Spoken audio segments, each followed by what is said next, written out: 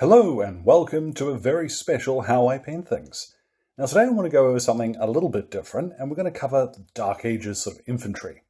Now, Dark Ages is not a term that's, strictly speaking, historically accurate anymore. I believe it's referred to as the early Middle Ages. But for wargamers, Dark Ages still covers a fairly specific period. I tend to hear it used to refer to sort of the year 650 to about 1066, at which point we enter the medieval period proper, and you start seeing knights and archers and all that sort of stuff we tend to associate with that. But when you're looking at games like, say, Dux Britanniarum or SAGA, you're looking at a much earlier period, and I think that's where Dark Ages sort of still gets used. Now this is a Huscarl. He's from the Huscarl Command from Crusader Miniatures, and I've had a lot of fun painting him up. It's worth pointing out this technique will work with just about any set of colours you want to use. I've gone with green because, while it is one that you would have seen, I don't see it very often when reenactors and stuff are doing their photos, and I thought it would be cool to do something a little uncommon. If you do want to swap it out, I'd suggest something like electric blue and maybe wolf grey would be cool for the tunic and the cape, but I'll let you guys decide. So without any further mucking around, let's have a look at what we're going to need. I've got all the paints listed in the description below. Let's get started. So to prime this fella, I've started with a spray of leather brown. And you might wonder why not just do him in silver, because he's wearing a lot of chainmail. But honestly, I think we're going to get a better result if we go ahead and use a slightly more, natural colour, and we'll layer the metallic over the top of that. Now separately, over on a wee popsicle stick here, I have sprayed his shield in skeleton bone, because I want that to be quite a light colour by comparison, and also I don't want to stick it to the model before I've painted it. Now, a lot of companies will do shield transfers, or decals, whichever word you want to use. They are dead handy. We're going to have to paint this one, but not to worry. I'm going to put that aside for now, though, because we're going to concentrate, first of all, on our Saxon. And we'll begin by doing all of his metallic details. Now for this I've got plate mail metal. This is quite bright, but I think it's going to work better because we are going to shade this fella later on. So I'm going to get a little bit of this in my brush and then rub most of it off on a bit of tissue paper. And then we'll just lightly, I'm using my dry brush here, flick a few times across that chainmail. And you'll see we pick up all of those ring details while leaving that brown in the recess, which is quite cool. When you come to his helmet and what have you, you can just use your brush normally, get some paint on there and flick it down. And same too with his sword. So you may find, if you want to leave a little bit more on your brush, the dry brushing can be a bit quicker, but that's up to you. Don't worry too much if you do end up getting some of this on his clothing, because we are going to paint that a different colour. Now that did take a couple of passes, because I wanted his helmet to be quite a solid colour, and same too with his sword. What I'm doing now is some base coats for his skin, and I've got tanned flesh. You'll probably find this covers fairly well. If you do find that you get some of the brown showing through, then just give it a couple of minutes to dry, and apply a second coat. Now you'll notice as well I haven't been particularly careful about his beard. We're going to paint over that another colour later, and you will find it saves a lot of time. Just blotch in the areas, Don't worry if you hit hair, it's fine. I'm going to go ahead now and start painting his clothing. And for this I've actually got Mouldy Clothes. This is a very light green colour. It's going to look horrendous going on, trust me. But you got to keep the faith. I'm going to go for his sort of under tunic thing here, and you'll see this goes on quite nicely. We do get a little bit of that brown showing through. So once this is dried, we'll come back and give it a second coat. Now as far as color choices go for these guys, there is a wealth of information. But if you're just looking to paint something, for a Dark Ages army, like even something like Lion Rampant or Dux Britanniarum or whatever system you're using, you can probably sneak on through if you just follow, what the, look at what reenactors are doing. They tend to be quite precise about, accuracy. So, that's a pretty safe bet if you're looking for good color choices. Oh yeah, he's got sleeves. And after a second coat, we've got a nice solid colour. And like I said, that's quite bright, but we're going to fix that. What I'm going to do now, I've got Scaly Hide. And this is quite a pale green, but it does kind of match with what I've seen with most of what reenactors were doing. I think I might have a little bit too much water in my paint there, but not to worry. I was planning on doing a second coat of this anyway. So let's go ahead. Most of the cloaks and things I've seen in photos from reenactors tend to be fairly pale. I would urge you, of course, to do your own research, but what I'm going to do is give this its second coat, and we'll see what that looks like once that colour's actually nice and solid. Now, as a quick suggestion, while you're painting capes or cloaks or similar, try and keep your brush moving in the same direction.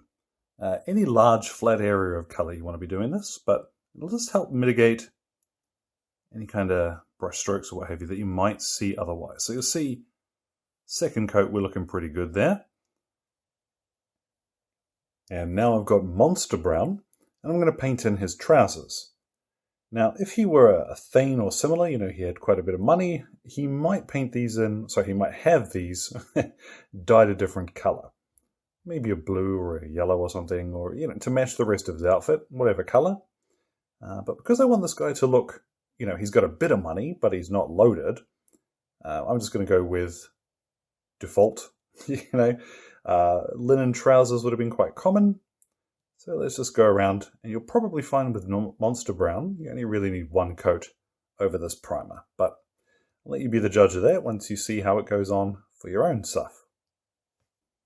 Now for any areas that you want to go and touch up, I've got Leather Brown again, and I'm going to do in his belt and his shoes, just if I've hit any of those areas, and his scabbard here too.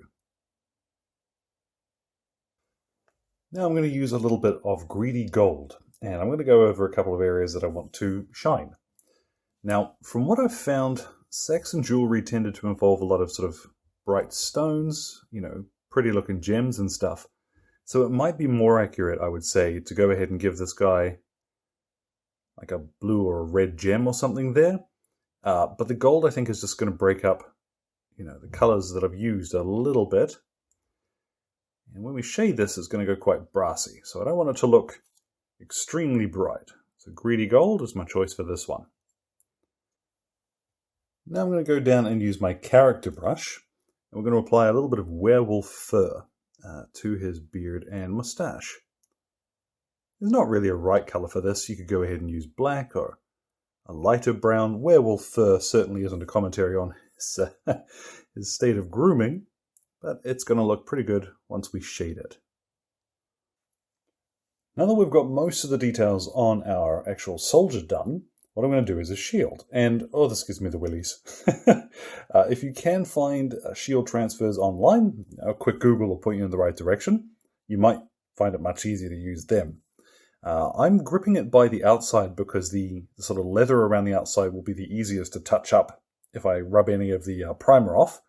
You might find a better way to hold these while you're painting them. Whatever the case, I've got here Moon Dust, which is a yellow colour for some peculiar reason. And I'm going to go over the whole centre of the shield in Moon Dust. You'll see it does cover quite well over skeleton bone, but we'll probably need to give that a second coat once this one dries. Now I've gone back to my character brush, and I've got some matte black and a severe case of anxiety. I do not like painting shields. Freehand gives me the willies, and it's only natural that maybe there are some techniques that you find a little intimidating. Doing stuff like this is definitely mine. I like having a pattern to follow, but with that in mind, we have got these little rivets around the outside of the shield that we can use as a guide. So I'm going to start up close here by one of them and draw just a little crescent-ish shape like that, and then do the same on the opposite side.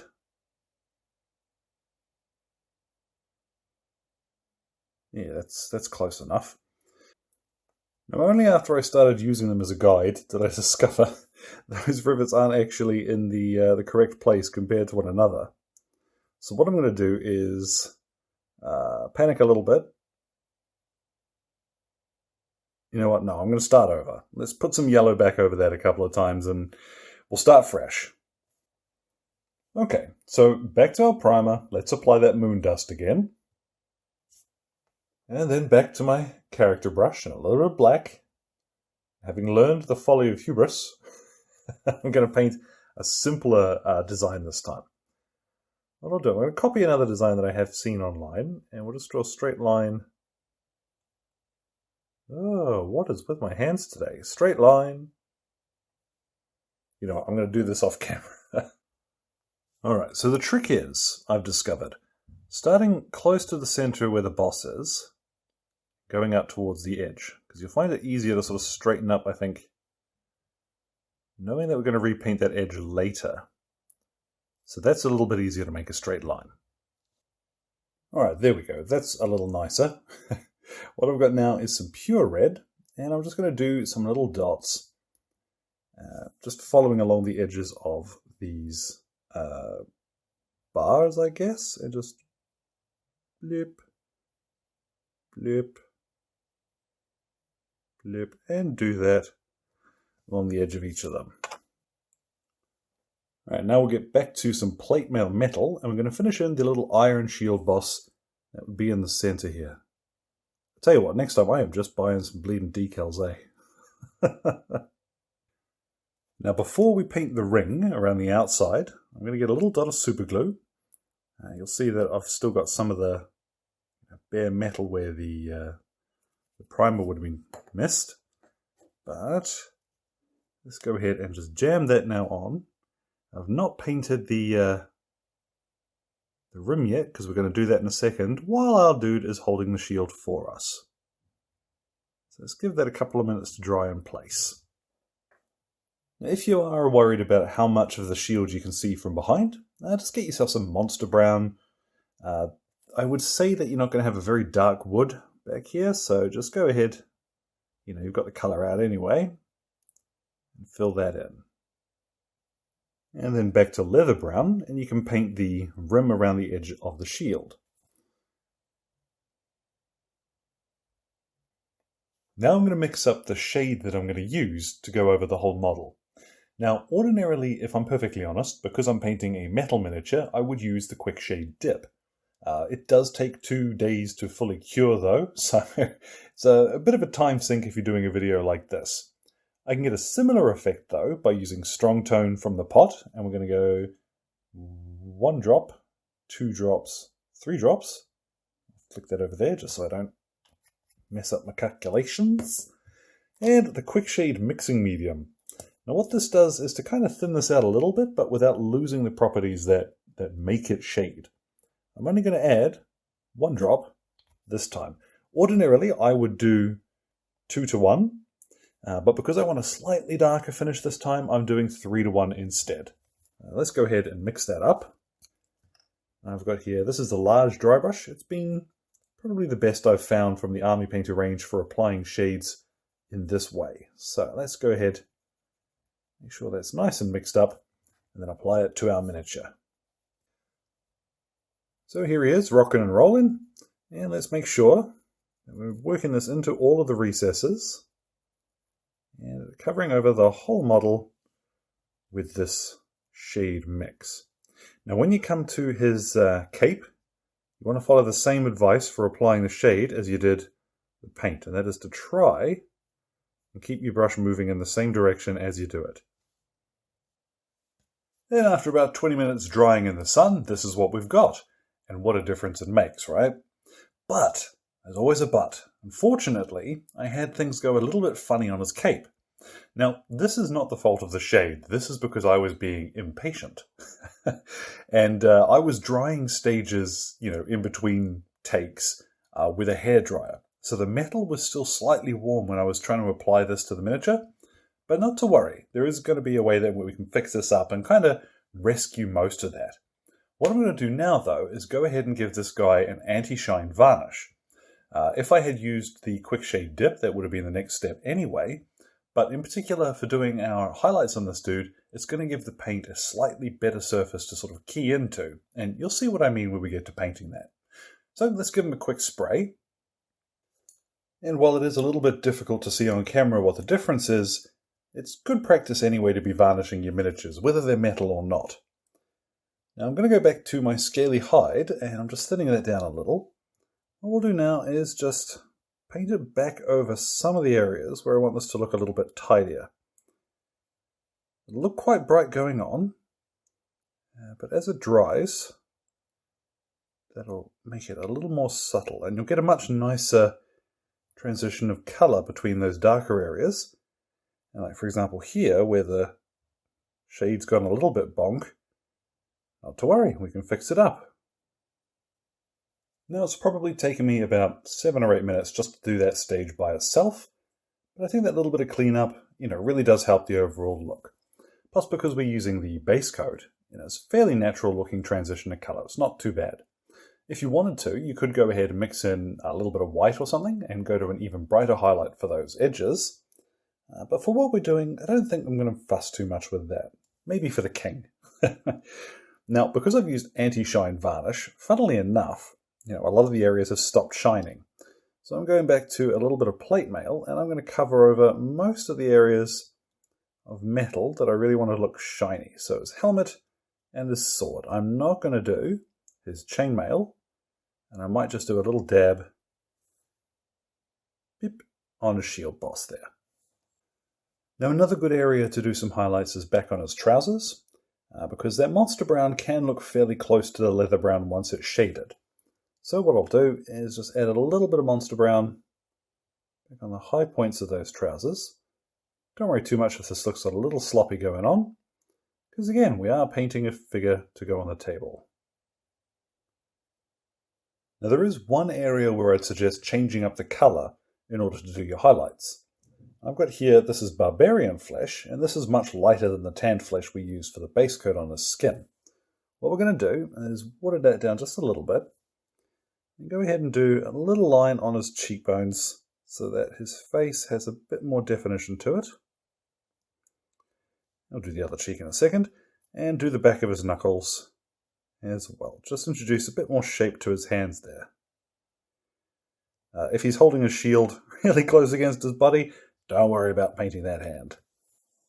Well, then I figured, oh well, why not? So I've got here a little bit of white and a little bit of scaly green on my palette here, and I'm just going to dab those together until I get, there we go, that looks pretty good as a highlight colour. So let's thin that out a bit, and then we can apply this mix to just a couple of areas on his cape where we really want that difference in colour to show through. Alright, now that looks way cooler. That didn't take too much extra, and I like how that looks. Now I've got a little bit of anti-shine from the pot here, because we've added a couple of highlights over our varnish. So just to blend them all together a little bit more smoothly, and to protect them, the same as the varnish underneath would do, let's go ahead and just give a quick coat to some of those areas. And then with that dry, we'll go ahead and chuck a base on them. And there we have it. At last our Huskarl is complete. Now I had a lot of fun with this actually, and it was really interesting to do something kind of going back to basics. Simple block colours, a shade, and then those colours again. I thought the addition of yellow flowers on the base would sort of set off the shield in a neat way, and I'm quite pleased that, I think that really works. Now, this fella, of course, he would look better if you were to go ahead and throw him down as part of a unit, so, go mad, paint his retinue. I think you'll enjoy that too, And if you were thinking of doing something like this for D&D, have a look back at some of the earlier artworks for stuff like Boris Vallejo or Frank Frazetta. You're going to see more old school stuff. When we think of fantasy these days, I think there's a tendency to sort of lean towards Lord of the Rings or, World of Warcraft, big shoulders, that sort of stuff. But, this fella could just as easily be a Knight of the Realm. He could be your human fighter. Anything like this will work on pretty much any sort of miniature. So, give it a shot. Now, hopefully there was something there interesting to you. Thank you again to Exit 23 Games for the light and sound equipment. And this one was done with the assistance of my patrons. So, thank you very much to everybody, including producer level, Brother Sergeant Harris, which I love saying. If you've got any questions, feel free to drop them in the old comment box below. My Twitter and Facebook are both linked there too. So, thank you very much for your time, and you all enjoy the rest of your day.